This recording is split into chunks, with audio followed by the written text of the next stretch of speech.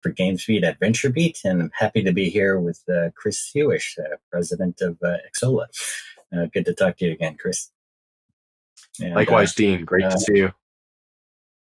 Yeah, I'd like to set a little context for our conversation today about what's affecting games. And, we saw the recent European Union regulations on big tech companies or gatekeeper platforms, and how that may open the window for alternative app stores.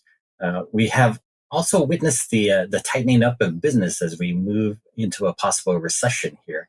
And that's going to make a more difficult business environment for game companies.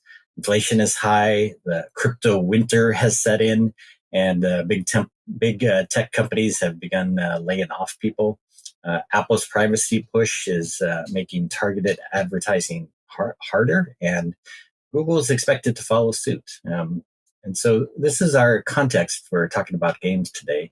And Chris, I wonder if you could talk about the business environment around games. Absolutely, Dean. It has certainly been a challenging environment on a macro sense for many industries. Fortunately, the video game industry appears to continue to go and grow. And while not growing at the same pace that it has been over the past few years, we are seeing continued growth in the industry. And something that we're tracking at Xsolla has been really the growth for mobile companies around being able to go direct to consumer. And this is a really interesting area that we're seeing companies have a lot of success with. And in fact, it's success that mitigates some of those things that you had mentioned. So we could jump right into that a little bit more. I mean, what I'm talking about with direct to consumer is over the years, we've seen PC games go direct to consumer. And that means, sure, they've been on platforms, but they've also had their own websites where they've sold the game directly to their players and they've engaged with them. And that could be in the forms of sort of crowdfunding before the game launches or providing additional content and community once the game actually launches. And with all the recent regulatory changes, guideline changes, self-inflicted wounds from IDFA, making it harder to actually acquire users, we're starting to see mobile companies embrace a lot of what their PC brothers and sisters have done and going direct to consumer through doing things on the web. Mm-hmm. So tell me about some of the latest update to PlayStation. And, what are you updating and how significant is this in the big picture? How big is PlayStation already? And maybe even before that, talk a bit about Xsolla's business engine, I guess. Yeah, absolutely. And this will all tie back to the comment about mobile companies sort of expanding their business. So PlayStation, business engine, all of that. Xsolla, we are the engine that can drive your business, and we provide all kinds of solutions for that. And PlayStation is our flagship product, and it's something that's been around for nearly 17 years. And what is it? Well, it's basically a feature that you can put into your game that unlocks over 700 different payment methods covering the entire world, over 200 countries. And we currently have over 1,000 developers that are actively using this to process transactions within their games and gain direct access to the data that this generates. And really, this is unmatched. It's purely video game focused commerce, and it's really important for our partners. And why is it important? Well, a lot of us just we put our games up and we go through a platform and use whatever payment methods they offer, typically credit cards, PayPal. And that's awesome if you're in tier 1 countries. But relying just on those leaves a big portion of your player base unable to actually pay for your game or to pay while playing the game. And our data shows that about 40% of the audience out there is left without the ability to actually transact within your game when you're looking at it on a global level. And this is just significant. It's a large number of players who either don't have credit cards, and a lot of people outside of tier 1 countries or regions don't have credit cards. Maybe they prefer or can only work through cash, sort of cash payments, direct carrier billing, mobile banking, whatever it might be. And being able to include all of this really increases your business and brings more players, converts more players to payers. And an example of this is one of our partners, Nexters. They have a game called Hero Wars, which is a mobile game. And they've actually put that on the web, and they've been able to bring in a lot of new players who use over 240 different alternative payment methods within Nexters to pay for things within the game. So this goes far beyond just a couple of credit cards or PayPal. They've also used this to unlock access to countries like Japan, South Korea, Taiwan, and really get in to local payment methods that are there. So it's been a big success. We have a lot of partners that benefit from it. And this is like one of the things that this PayStation thing does. And whether it's with the important thing for people to realize, whether it's PayStation or something else, the note here is you can do business outside of the app stores through the web, and you can use alternative payment methods beyond just credit cards, and you can unlock a significantly larger portion of your player base to convert them to spenders. And I really can't stress enough how important this is. And if you rely just on what the platforms offer you, then you're making it really difficult to grow your business. And then PayStation itself, just as a product, like I said, it's been around for 17 years. What's really cool is this is the fourth major update that we've done for it, and it's easily our most significant. It's significant not just because we've improved performance on the back end, but now we've really built this to focus on helping mobile partners access multiple platforms. There's a ton of customization. And what this means is you can customize it to make it feel like it's more a natural part of your game with your own branding and your own flow. And this reduces friction at checkout, which increases conversion, which we all know is good. Higher conversion is higher revenue. And, this is something that our partners who have been with us for a long time using PayStation, people like Nexters and Roblox and Epic, Twitch, NetEase, Crafton, many, many more. And even though those are really big names, we also work with indie developers, mid-tier of all sizes. So we're excited about this. Yes, I'm talking about PayStation, but the takeaway, if you're running a business, is think about alternative payment methods. Think about a way to reach the entire audience, not just the few that you can get through the platform. It seems like some of these changes are coming just in time here, and I guess your game business engine is going to be revving overtime. So, definitely. Can you walk us through some more pieces of these updates? And yeah, definitely. So, we've heard what our users have been talking about when it comes to PayStation. One of the big things has been, if you integrate, whether it's whatever payment sort of widget you plug in to your website or your game, often it will be branded for another company, or it'll have a very generic sort of look. Anybody who's done e-commerce is familiar with this. So we've actually taken the time to make ours highly customizable so that you can make it look like your own brand, your own IP, and just a much more natural fit within your game, right? And this means that your players will just be more inclined to feel like this is something that you built yourself. We've reduced some of the friction on the checkout flow as well. Just all of this, it means higher conversion in the end. So customizable user interfaces. It's been streamlined for mobile payments. It's full support for mobile wallets worldwide, which is really important. And it's truly an adaptive checkout experience, especially for mobile games. So, habits have evolved over time, and our PayStation and our checkout system have evolved with it. So it should all lead to more revenue for our users, our partners. Mm-hmm. So how do alternative web shops become a bigger opportunity for both the small and the large independent game developers? Yeah, this is fun. This is where we get to talk about some actual, some cool stuff beyond just a product type thing.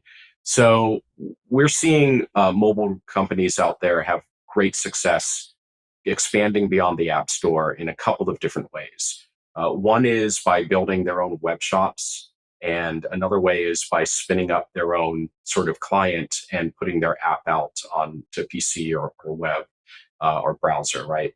And both of these are great strategies. They each have their own strengths and their own benefits. And on the one hand, building up a web shop is really cool because you can basically put the purchasing for your mobile app up onto the web, onto a website. But you want to do more than just build up a web page or sorry, a store on the web. You want to lean into the opportunity to build a hub for your players where you can create a sense of community. You can do things to drive more engagement. And there's really 5 cool things that you can do with a web shop. There's more, but here's sort of 5 that we're seeing at the top. You can provide interstitials to really drive more engagement with players. You can use retargeting of ads to bring players over to your web shop from social media or through web searches or whatever they're doing. You can much more easily, especially now that IDFA has impacted mobile ads, you can really retarget players from all over the web and get them to your web shop. You can lean into email campaigns. You can actually start to integrate more with game forums, blogs. We're seeing a lot of people drive users from Discord to their stores and have, really tap into their online communities in a way that they weren't able to before. And then also it provides a really easy word of mouth where if you've created an environment online for your mobile players where there's a sense of community and you're announcing events and announcing bundles and cool things, there's a higher degree of word of mouth amongst your players where it's easier for them to say, oh, you should check out, www.herowars.com or whatever it is, right? And go there and just experience the game or engage with the game even further. And then that all leads to higher conversion and higher revenue. In fact, we've analyzed nearly a dozen web shops for just Q2 of 2022. And here's some really cool stats that we're seeing. This is all about the average revenue per unique user. So for mid-core games, we're seeing the ARPU, and I'm not making this up, this is hard data, at 4 times what it is on mobile. So if you're generating $1 for your mid-core game within the App Store, if you're running a good web shop, you'll generate $4 from that same user. Core incredible. ARPU is 8 times what it is for mobile. These are just amazing numbers, and they're wild. When we first started this, I was saying, oh, maybe you can generate about 40% equivalent revenue through your web shop as you could on the App Store. But we're seeing that completely inverted, where we have companies that are generating more money through their web shops than they are on the App Store, which is just mind-blowing. But when you step back and think about it, it's because the App Store is great for delivering your game, but that's it, right? There's nothing more you can do around it. That whole ability to tap into a community and really engage with them is just blocked off, to you. So you can go onto the web and you can do all of that, and then you can start to drive further commerce with them. In fact, we've just added, through some requests from all of our partners, we've added some new features that allow you to do that. And I'm saying we've done this for our web shop for mobile games, but this is just information you can take and look anywhere, right? To make sure that if you're going to go this route, you can build these things into your offering to get more from your community. So we've expanded bundles, and bundles are like game keys, in-game items, virtual currencies. You're not able to do bundling in the App Store, really, so you can do it on your web shop. Personalized storefront. Developers can now customize their online storefront for each user and provide a unique experience based on their preferences. So this is some of that sort of adaptive commerce stuff that you see on the web, where you can really tailor what your individual player is experiencing when they come to the shop to increase the chances of conversion by presenting things that they're more interested in, as opposed to a one-size-fits-all for everybody. Personalized promotions. This is taking it even further. You can target promotions to players based on their behavior, their preferences, their VIP status. And this really delivers individual and compelling content to your players, again, which leads to higher conversions. And that's why we see these extremely high numbers of 4 times the revenue for mid-core, 8 times for core. And that's all on the web shop side of it, right? Which is just amazing and super powerful and really important these days when your ability to access new players is severely limited if you stay just in the App Store. We're also seeing companies experience growth through using a multi-platform strategy or multi-platform publishing strategy, where they take their mobile game and they package it up into a client and distribute it on the web, or they put a version of it up on browser. They distribute it on PC or put a version up on browser. And now you've got your entire game outside of the App Store, and that allows you to go full 110% lean into all of the stuff you can do around e-commerce, control all of your data, get all that player information. And it really allows you to expand the funnel for acquisition the lowest way possible. You can increase awareness amongst players a lot easier, more of these personalized and branded experiences. And again, just convert more of your players to either engage more with your game or spend more with your game or do both. Mm-hmm. So, well, you must be getting excited now because we've been sort of stuck in this controlled environment for platforms for quite a long time now. It feels like Yes. It's a good time to get out of that. But interesting. And you also have this accelerator, and I find that also probably quite useful for a lot of small startups that are trying to get off the ground in a recession, right? Yeah, absolutely. We really like to put our money where our mouth is. And for a long time, we've talked about wanting to democratize gaming. We want to help developers succeed, get great games to market, go direct to the players. So the newest thing that we're doing to help with that is we've launched an accelerator program. And this is a program for independent studios who can apply through Xsolla Funding Club, which is another thing we've had for a number of years to help developers get funding. And if it doesn't work out there, but we like the game, then we have this accelerator program where we'll bring you into the accelerator. And the developers who are accepted will get exclusive access to educational programs from top industry mentors. They'll get opportunities to connect with a global network of publishers and investors. And here's the fun part. They'll get a bridge fund of up to $100,000 to go towards developing their game, to get them ready for, and this isn't like $100,000 to launch your game. It's $100,000 to get that demo or to get that, sort of first playable together so that you can go out and get additional funding, to really, get your game brought to life. And this isn't just talk. We've already launched the accelerator. We have 2 developers already that we've signed up. There's Magic Hazard has a game.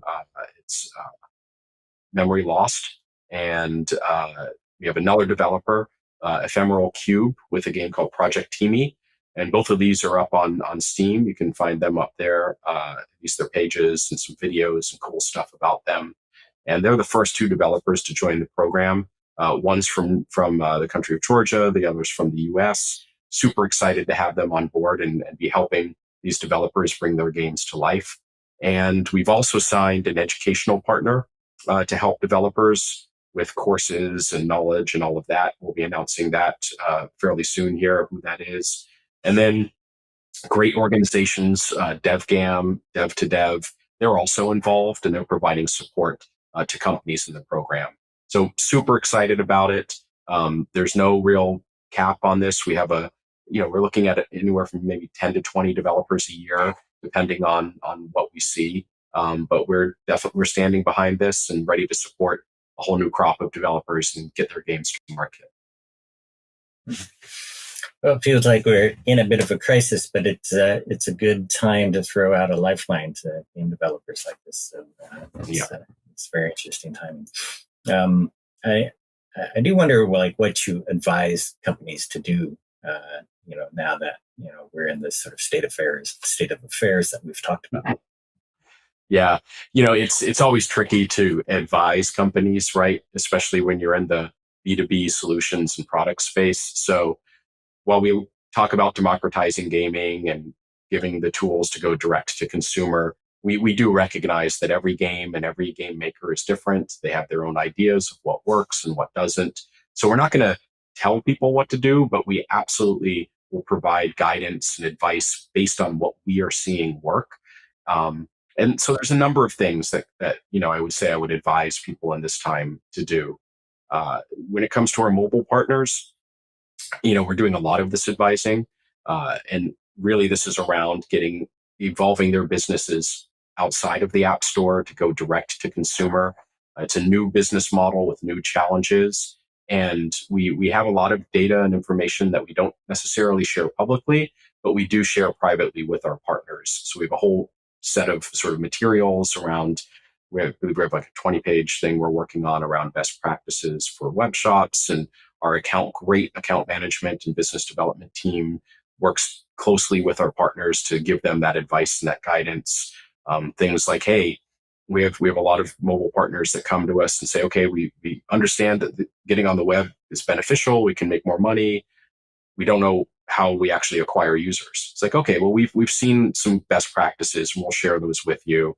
Retargeting, for instance, is one of those, and getting onto community forums like Discord and being active there. So that kind of advice we'll give. And for beyond that, it's just really giving advice to companies that want to go direct to consumer. One of the things there, as I touched upon, was getting online, making sure you invest the resources to have a good sort of community manager or plan for connecting with the community.